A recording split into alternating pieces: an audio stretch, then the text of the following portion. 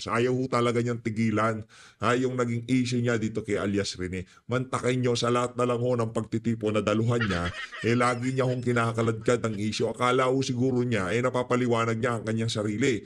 Hindi ho niya alam, mas lalo lang ho siyang napapaya sa ating mga kababayan. Hindi ho natin alam, graduation ho ata ang pinuntahan niya na to. Ngayon, pati ho dito sa graduation na to, kinaladkad ho niya yung issue nitong si alias Rene. Pakinggan ho natin ito mga kababayan. Nationalian integrity and truth-telling for nation building. Napakaganda. And it couldn't have come at a better time. Indeed, we cannot even begin to build something lasting for our nation if we, Filipinos, don't start with the basic values of integrity, truth, and honor. How else can we properly solve the most pressing issues of our country when we cannot even agree on a baseline of facts?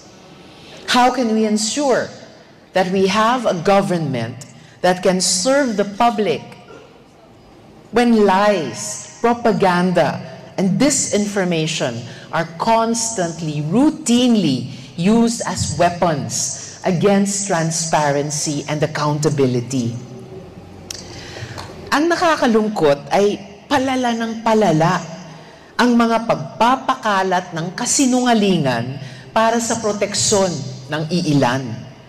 From social media platforms and networks to emerging technologies like AI, the rapid rise of technological innovations has been exploited and abused by many. But my dear graduates, it doesn't have to be this way. Here's the good news. Kayo ang pag-asa natin. Kayo ang native speakers ng digital age. Kayong mga kabataan who know how to fact-check, who know how to call things out, who understand the language of the internet. Kayo ang talagang inaasahan na makatulong sa paglaban sa mga kasinungalingan. You, young people, are our biggest, most powerful antidotes to the barrage. Ang problema dito, Senator Risa Contiveros, ganyan ang sinasabi mo, tapos ang daming aligasyon sa'yo na di umano, nambabayad ka ng mga ng mga witness para magsinungaling. Pagka nagsinungaling, ibig sabihin, fake news yun. O wag nyo kaming lecturean pagdating sa mga peking balita para sa mga disinformation. Kasi hanggat hindi nyo nakaklaro yung issue na yan na ibinabato sa inyo, sa tingin ho natin wala ho kayo sa lugar para turuan ang mga kabataan na yan kung ano ang obligasyon nila sa mga susunod na panahon. Pagdating sa disinformation o kung ano paman. Sagutin nyo ho muna, labasan nyo ho muna kami ng ebidensya doon sa mga ibinabato sa inyong mga akusasyon. Ayun na nga mga kababayan, dito na ho tayo kay Senator Rodante Marcoleta. Yan na nga ba sinasabi natin? Nakaabot na ho dito kay Senator Marcoleta yung gustong mangyari nitong si Claire Castro. Bottom line dito, nasusupalpal ho itong si Claire Castro sa mga tanong nitong si Ma'am Eden Santos. Kasi pagka ginagawan ho natin ng reaction video yung ano na yan, yung Malacanang press cartel, puro hong paghimod sa tumbong ng administrasyon ang tanong ng PTV, ABS, GMA. Wala pa ho tayong nakitang nagtanong kagaya ng mga tanong nitong si Ma'am Eden Santos. Kaya tayo dito sa PH Update, ano ho natin yan, idolo ho natin yung si Ma'am Eden Santos. Pakinggan ho natin ang mga punto de vista nitong si Senator Rodante Marcoleta kaugnay dyan sa issue na yan. Game! Jet, tumalakay na lang muna kahit pakikinig kami. Sayang ang oras kapag nakisali pa kami dyan. Ano ha? Ay, nako. Isa pa. Kasi ho, teka lang, nabalita kasi sa online news at mga ayun ko, wala pa naman sa pahayagan. Ano ha? Ito pong sulat ng Presidential Communications Office. Lumabas na sa pahayagan. Meron na ba sa pahayagan? Ayun. At ito, ayun sana natin talakayin ito, Sen. Kasi ang pagkakaintindi natin, dapat ito po internal. sa pagitan po ng Net25 at saka ng Presidential Communications Office.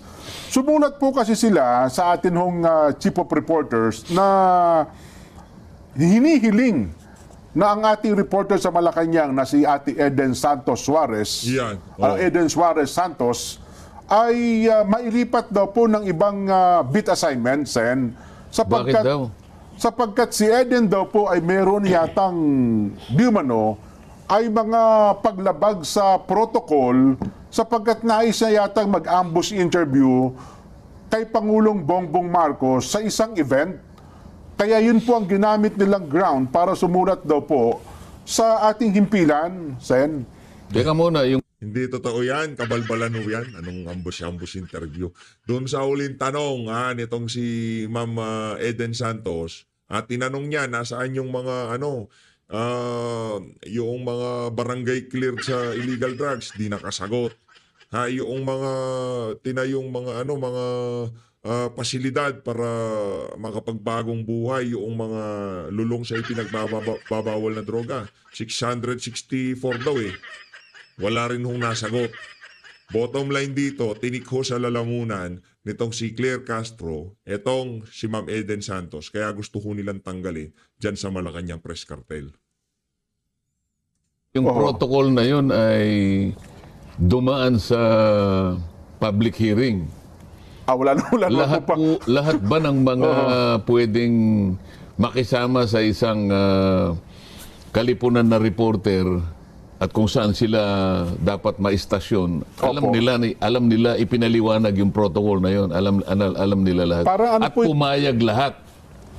Actually, wala namang dito tanong. Kundi ito'y parang mensahe na pinadadala sa lahat ng mga himpilan ng radyo, telebisyon at mga reporters na nagko-cover ng Malacanang, Sen. So, bakit naman, baka naman lumalabag na kayo sa press freedom pag ganyan. May ganun ba? Kung minsan kasi, may kinakailangang itanong talaga at hindi mo naman talaga mapipili yung oras. Lalo na yung pagkakataon, doon mo lang nakita halimbawa yung taong gusto mong tanungin. At talagang gusto mo namang itanong yun sapagkat bahagi ng tungkulin mo. Hinahabol mo talaga yung may mga yung reporter eh. May mga oras, may mga deadlines. At siguro isa sa kanyang assignment ay kailangan nating magkaroon ng ganitong reaction mula sa taong ito. At ang deadline niya, yun ang panahon na nakita niya. Paano mo ipagbabawal yun? Parang may nilabas silang videos yan eh. Kung hindi ako nagkakama, ito ata yung event sa Tarlac, tama ba, Nelson? Na parang may papakita ba natin? Alam ko nilabas din nila eh. Sa mga tida, sinasabi mo, merong protocol na bawal ang ambush interview sa ating Pangulo? May ganun po na pakiusap sila na kung maaari, wala tayong ambush interview, maliban lang. Nabibisto ho ang pagiging mahinang klase nitong presidente na to eh.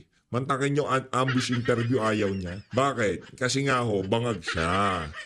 Kasi nga, pagka tinanong siya, hindi siya preparado, hindi siya binriefing ng mga nakapaligid sa kanya, wala ho siyang masasagot kasi puro pulbusan laman ng utak niya.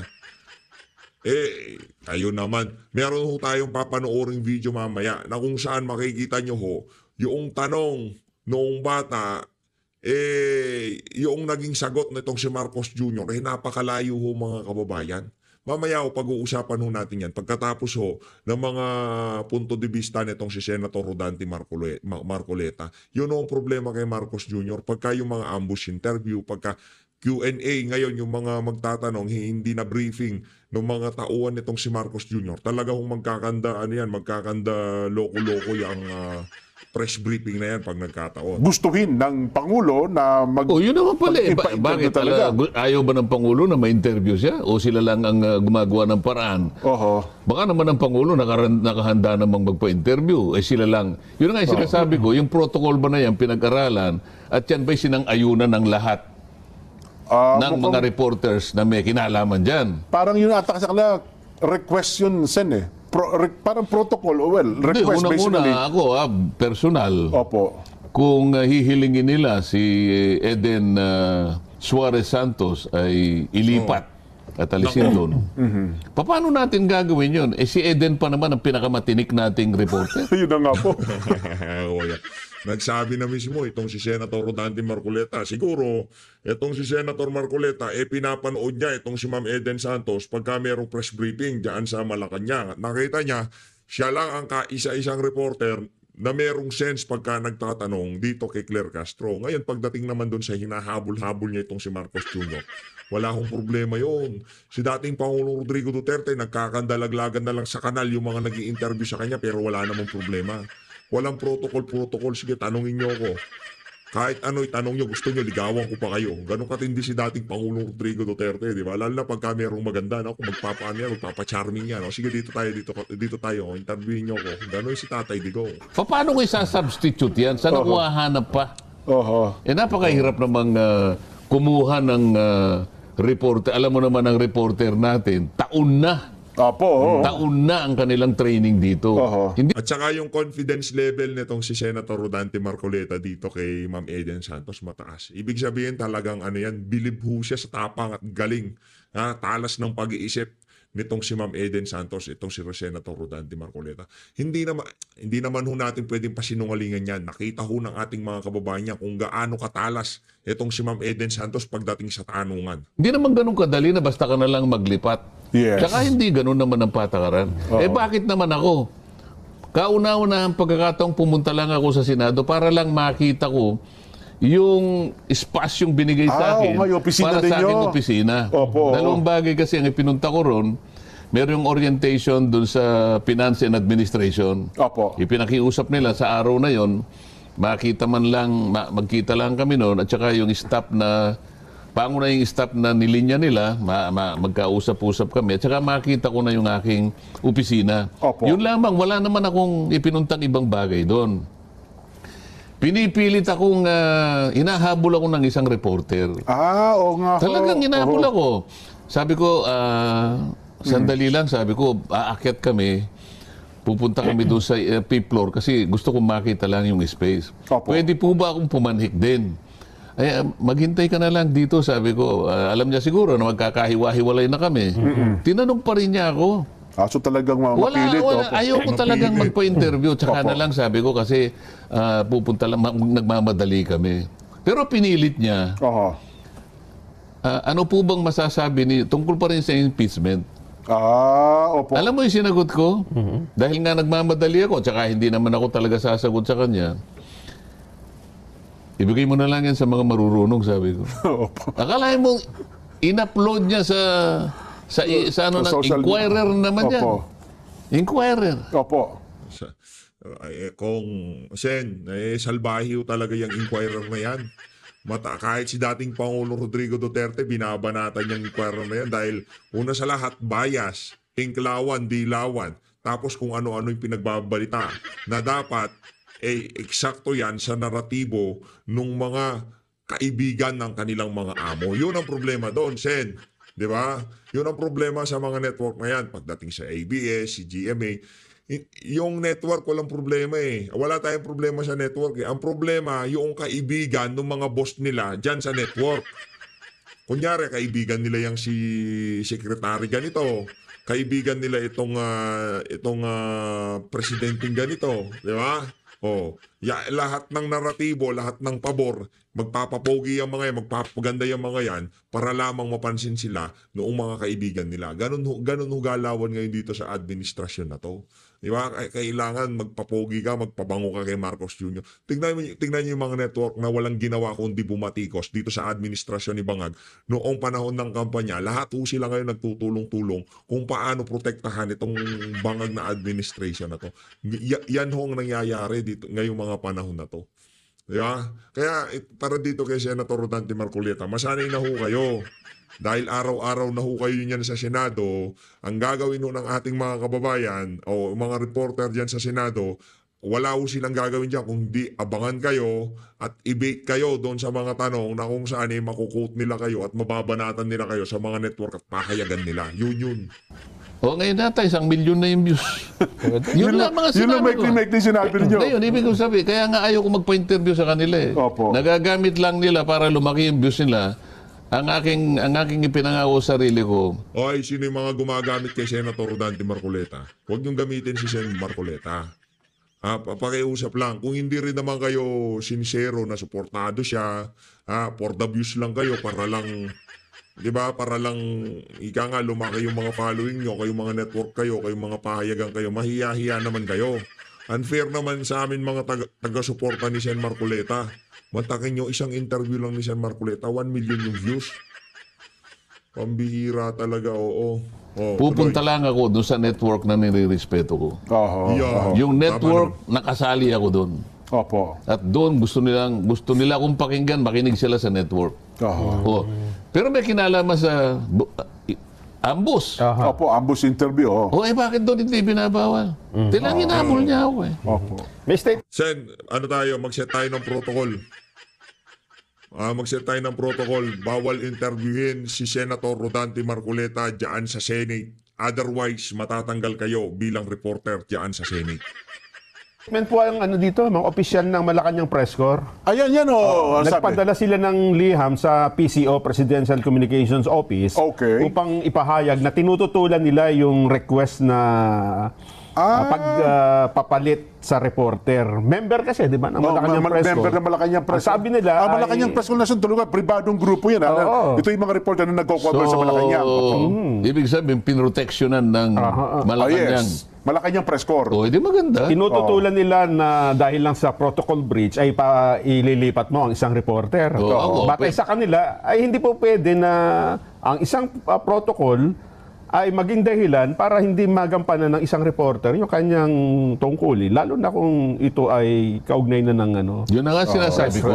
Pagkakataon niya na yun Kaya ako, sinasabi ko ngayon, ako personal lang naman din, Hindi ko na kayo sinasangkot at ang ating programa. Ako personal ko lang. Siyang pinakamagaling nating reporter Saan ako hanap ng ipapalit sa kanya ng ganun kadali? Ibig sabihin, ibang kalibre talaga itong si Ma'am Eden Santos. Mahusay naman talaga. In fairness, In fairness, mahusay yung ali. Hindi siya tunog bayaran kagaya ng mga taga-PTV, Radyo Pilipinas. Mga walang kwenta yung reporter nila. Kulang na lang, sila tumayo doon sa podium at sagutin nila yung mga tanong nila sa sarili nila. Ganun mga kababayan.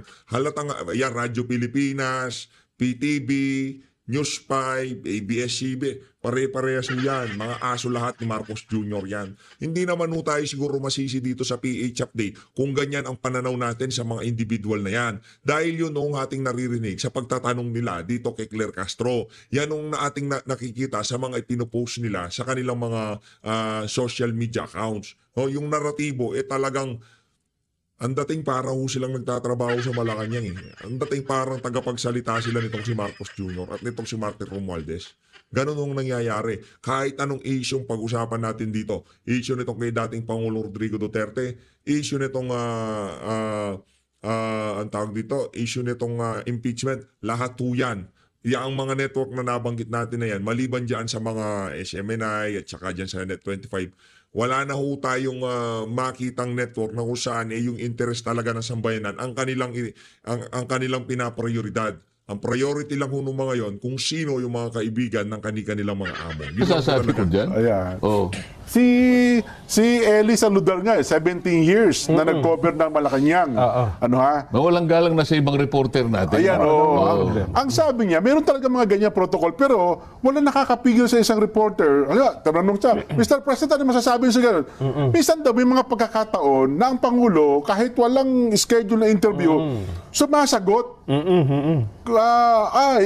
Lumalapit sa mga reporter. Panahon ni FBR, panahon ni ERAP, panahon ni GMA, walang nakaschedule. Yun po ang pero hindi daw po nagiging malaking issue sa kanila yon. Sapagkat sa Pangulo, okay naman pala yung ganun. Okay naman pala. Tsaka para bang akala mo binabantay nila pa. Baka mamaya ayaw pa nga ng Pangulo yung ginagawa nilang ganun. Ayun na nga po. Meron bang kasiguruhan na ang Pangulo sinabi sa kanila, ayaw ko ng ambus interview. Kayo lang ang gumagawa niya para magpasikat kayo. Nakakala mo, pinoprotection yun. Ba't mo Hindi niya kailangan ng protection, magtatanong lang naman. Ayun na nga po. Oo. Tsaka depende naman sa Pangulo kung ayaw sumagot di ba? Kung sasabihin ng Pangulo ayaw, hindi naman niya papansinin Nagkakalokohan nga dyan minsan, di ba Nelson? Minsan tayo mga ka-reporter, pero hindi naman to sa Malacanang. Hindi ka pinansin, in-snub ka, Biruan na lang natin yun Pero ibig sabihin, depende pa rin sa Kaya tao. naniniwala ako talagang magaling si ganon. Eden Santos Suarez. Oho. Pinangingilagan siguro. Oo, mukhang ganun nga. Mukhang ganun nga. Maraming Sen, sabihin ko sa inyo, maraming yung mga taga Malacanang maramdaman lang nila yung presensya nitong si Ma'am Eden Santos talaga namang sila talagang yung presensya niya kinikilabutan sila. Maging yan si Claire Castro, 'di ba? Kita niyo naman mga kababayan, kaisa-isa. Yun lang lagi kong napapansin dito sa ali na to. Siya ang reporter na hindi natatakot na itanong yung mga bagay-bagay na kung saan makakapagbigay linaw sa mga polisiya ng administrasyon. Siya lang maliban sa kanya wala na kaya kung sakaling mapalitan man siya ipalit yung mas magaling sa kanya. Yung talagang mas maanghang magtanong. Yung tipong magsisisi kung sino man ang nakaisip ng ideya na yan, napalitan siya, sana hindi na lang natin pinalitan yang si Eden Santos. Sana mga kababayan, kung sino mang ipalit dito kay Ma'am Eden, mas galingan niya, Mas talagang balagbagin niya itong si Claire Castro. Yan sitwasyon Sen. Well, yun naman ang sabi ng iba. Mukhang baka daw nagiging tinik ata sa mga nandiyan sa Malacanang ang Ate Eden. Pero anyway, ang atin lang Talagang punto... magiging tinik, dahil matinik. Bayaan mo na yan, ang point lang natin dito, Sen, ang atin pong tanong dito, ang atin pong gusto iparating sa kanila, ang akala kasi natin, internal ito, sa pagitan po ng PCO at saka ng net, ng news. Pero ang problema, nilabas kasi nila sa news Yun ang mali nila. Yun, Kaya Sila ang wala sa protocol. Oo. Ayun. Di ba? Yun. Yun po ang naging nangyari doon. Kasi, dapat pala sa pagitan lamang ng Malacanang at Net25 yan. Kung magkakaroon ng request na palitan nyo to kasi medyo nagkaroon ng protocol breach, di ba? Palitan niyo si Eden Santos. Ang ginawa nila, ilinabas nila yung request ng Malacanang diyan sa Net25. Yun ang kamalian nila. kung hindi naman po nila nilabas sa mga news po ito, hindi naman sana natin i-discuss. Kasi nga, alam natin, internal sa pagitan po ng Malacanang na PCO at saka ng Net25 News ang usaping ito. Sa akin naman, yung ganito mga usapin, hindi to kailanman magiging internal Yun na nga. Dahil may kasangkot ding press corps puro reporter. Mapipigilan mo ba lahat niya na... Hindi, ang point lang ata doon, hindi naman ata nila pinaalam din sa press corps, Malacanang press corps, na sumulat sila sa Net25. Malalaman yun. Kaya nga sila naging reporter. Yan. Nandyan na yan. Ang problema yan dyan, halimbawa, pinalitan mo, di ba? Oo. Sigurado ka ba na baka man yung ipalit dyan mas maraming tinik. Plano ata ako yata. Saka parang wala sa hulog yung ganun Bakit? Ba't ka namimili, di ba? Ano bang problema? Yun na nga po. Di ba? Kapag pinadala natin ang isang reporter natin, andun ang tiwala natin. Bakit kayo ang magsasabi na palitan namin? Ayan. Di ba? Parang sinasabi nila ang Net25 ganito, ganyan yan, di ba? Kasi taga Net25 yan si Ma'am Eden Santos Yung kulang na lang siguro kung pwede lang tanggalan ng accreditation, tatanggalan na yan di ba? Kaso hindi pwedeng gawin yon. Di ba? Kung pwede lang tanggalan ng accreditation dyan sa Malacanang yung Net25, tinanggalan na yan sa tingin ko. Dahil doon sa katinikan nitong si Ma'am Eden Santos, malamang matagal nang wala yan kaso hindi nila magawa yun. Kami, dapat yung nagpadala, yun ang merong discretion na palitan kung saan na siya gustong ilagay. Hindi kayo ang magpapalit. Totoo. Kahit suggestion lang, parang hindi tama. Hindi pa rin tama. Tama po. Anyway, binabati lang natin pala ang kasani Korea at ang ate Rochelle. Taga ano po ito? Amerika. Opo.